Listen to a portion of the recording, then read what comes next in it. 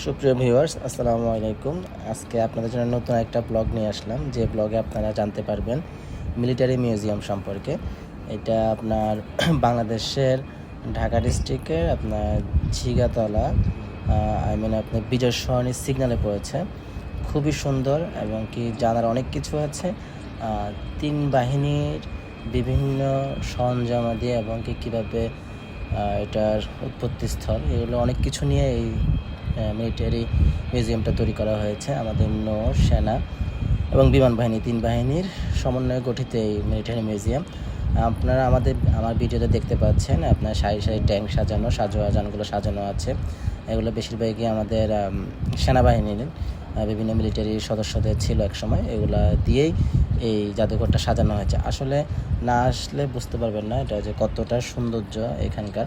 আমি জাস্ট আমার এই ভিডিওতে বাহিরের ভিউটা আমি দেখাচ্ছি, আর কিচ্ছু না। ভিতরের ভিউগুলো আলাদা আলাদা ভিডিও আছে আমার কাছে। আমি অন্য কোনো ভিডিওতে সময় সুযোগ করে আপনাদেরকে দেখানোর চেষ্টা করব। আর যারা আসেন নাই তাদের কাছে বলা যে আসলে যদি আপনি বাংলাদেশের নাগরিক হয়ে থাকেন তাহলে অবশ্যই আসবেন, একবার হলেও দেখে যাবেন। অসাধারণ একটা সিনারি পাবেন এখানে।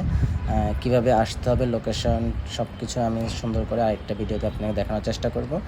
আজকে শুধু বলে রাখি, এখানে এন্ট্রি ফি হলো আপনার জাস্ট 100 টাকা। 100 টাকা দিয়ে আপনি আসলে সুন্দর একটা সময় কাটাতে পারবেন পরিবারের সদস্যদেরকে নিয়ে। আর এটার ভিজিটিং টাইম হলো যে আপনার সকাল 10:30 থেকে বিকাল 5:30 পর্যন্ত, এর মধ্যে আপনাকে আসতে হবে। এরপরে 5:30 পরে বন্ধ থাকে। ভিতরে আপনার সিনেমা হল হতে বিনোদনের জন্য আরও অন্যান্য অনেক কিছু আছে, আপনারা চাইলে আসতে পারবেন। আর যদি আপনারা আরও নতুন নতুন এই মিলিটারি মিউজিয়াম সম্পর্কে অথবা বিভিন্ন দর্শনীয় স্থানগুলো সম্পর্কে জানতে চান, আমাকে কমেন্ট করে জানাবেন। কমেন্ট সেকশনে জানালে আমি ওইখানে গিয়ে ওই ভিডিও করে আপনাদেরকে কীভাবে যেতে হয়, কি টিকিট মূল্য কত, সব ডিটেলসে জানানোর চেষ্টা করব।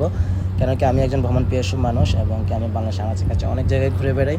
আমি কখনো আগেভাবে ভিডিও করতাম না, তো আমার কিছু শুভাকাঙ্ক্ষীদের কথা মতে আমি এখন নতুন করে আপনাদের উপকারের জন্য এটা করা। আজকে এখানে শেষ করছি। আসসালামু আলাইকুম।